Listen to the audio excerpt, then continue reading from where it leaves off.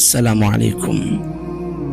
এক রাতের কথা, মদিনার আকাশে এক অদ্ভুত নীরবতা নেমে এসেছে। চারদিকে অন্ধকার, কেবল চাঁদের আলো টিমটিম করে জ্বলছে। মানুষজন ঘুমিয়ে পড়েছে, কিন্তু মুসলিম উম্মার খলিফা হযরত উমর ইবনুল খাত্তাব রাদিয়াল্লাহু তাআলা আনহু নিশ্চিন্ত ঘুমে নয়, বরং নিজের কাঁধে একটি চাদর জড়িয়ে মদিনার গলিপথে হাঁটছেন। তিনি জানতেন, একজন শাসকের প্রকৃত দায়িত্ব শুধু মসনদে বসে আদেশ দেওয়া নয়। প্রকৃত দায়িত্ব হলো আপন মানুষগুলোর অবস্থা জানা, তাদের কষ্টকে নিজের কষ্ট মনে করা, আর তাদের প্রয়োজনকে নিজের দায়িত্ব হিসেবে গ্রহণ করা। চলতে চলতে তিনি এক বাড়ির পাশে এসে থামলেন। হঠাৎ তার কানে ভেসে এলো কান্নার শব্দ, শিশুদের অস্থির আর্তনাদ। কৌতূহল ও করুণায় তিনি সেই বাড়ির কাছে গেলেন।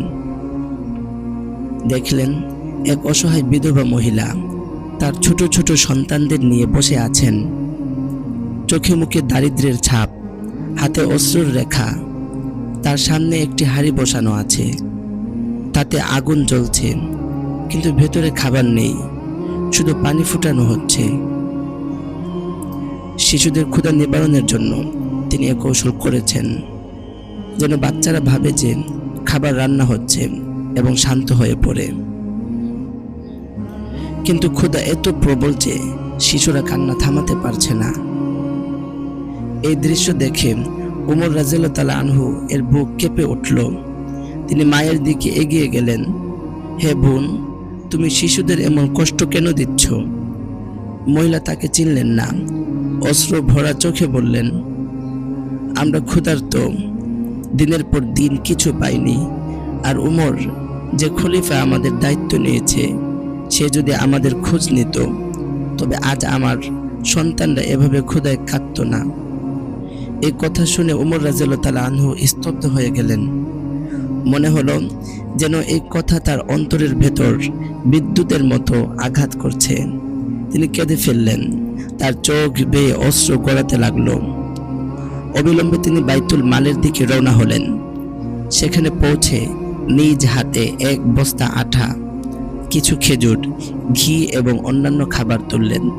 পাশে থাকা সহকারী বললেন, হে আমিরুল মুমিনিন, আমাকে দিন, আমি বহন করে নিয়ে যাই। কিন্তু উমর রাদিয়াল্লাহু তাআলা আনহু দৃঢ় কণ্ঠে উত্তর দিলেন, না, কিয়ামতের দিন যদি এই পরিবারের প্রশ্নের বোঝা আমাকেই বহন করতে হয়, তবে আজ এর বোঝা আমি কেন বহন করব না। তিনি নিজ কাঁধে ভারী বস্তা তুলে নিলেন। রাতের নিস্তব্ধতা ভেদ করে হাঁটলেন সেই বিধবার বাড়ির দিকে। সেখানে পৌঁছে তিনি নিজ হাতে খাবার নামালেন, হাঁড়ি বসালেন, আগুন জ্বালালেন। চোখের পানি ঝরতে ঝরতে বললেন, আজ এই আগুনের তাপে আমারও শান্তি আসবে। তিনি নিজ হাতে খাবার রান্না করলেন, তারপর একে একে শিশুদের সামনে খাবার পরিবেশন করলেন। ক্ষুধার্ত শিশুরা হাসি মুখে খাবার খেতে শুরু করলো। তাদের মুখে আনন্দের ঝলক দেখে উমর রাদিয়াল্লাহু তাআলা আনহু এর হৃদয় প্রশান্ত হয়ে উঠল। তিনি নিঃশব্দে তাকিয়ে রইলেন। যে শিশু কয়েক মুহূর্ত আগে ক্ষুধায় কাঁদছিল, সে এখন তৃপ্তির হাসিতে মুখ ভরিয়ে তুলছে। তখন তিনি ধীরে বললেন, আলহামদুলিল্লাহ, এখন আমি শান্তি পেলাম। আমাদের শিক্ষা, দায়িত্ববোধ। নেতৃত্ব মানে সুবিধা ভোগ নয়, বরং দায়িত্ব বহন করা। উমর রাদিয়াল্লাহু তাআলা আনহু আমাদের শিখিয়েছেন, প্রজার ক্ষুধা হলে শাসকের ঘুম হারাম হয়ে যায়। আল্লাহ ভীতি। উমর রাদিয়াল্লাহু তাআলা আনহু জানতেন, কিয়ামতের দিন আল্লাহ তার কাছে প্রশ্ন করবেন। তাই তিনি দুনিয়ার ক্লান্তি সহ্য করলেন, কিন্তু আখিরাতের শাস্তি থেকে বাঁচতে চাইলেন। অসহায়ের প্রতি দয়া। ইসলামের প্রকৃত শিক্ষা হলো ক্ষুধার্তকে খাওয়ানো, দুঃখীর পাশে দাঁড়ানো। নেতৃত্বের প্রকৃত রূপ, একজন শাসক নিজের হাতে খাবার রান্না করছেন, শিশুদের মুখে তুলে দিচ্ছেন। এই দৃশ্যই প্রমাণ করে ইসলাম কি ধরনের নেতৃত্ব চায়। এই কাহিনী শুধু ইতিহাস নয়, বরং আজকের সমাজের জন্য একটি আয়না।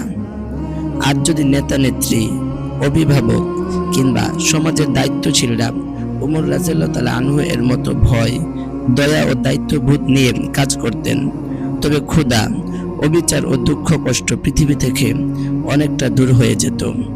হে আল্লাহ, আমাদেরকে উমর ইবনুল খাত্তাব রাদিয়াল্লাহু তাআলা আনহু এর মতো দায়িত্বশীল ও আল্লাহ ভীরু বানান।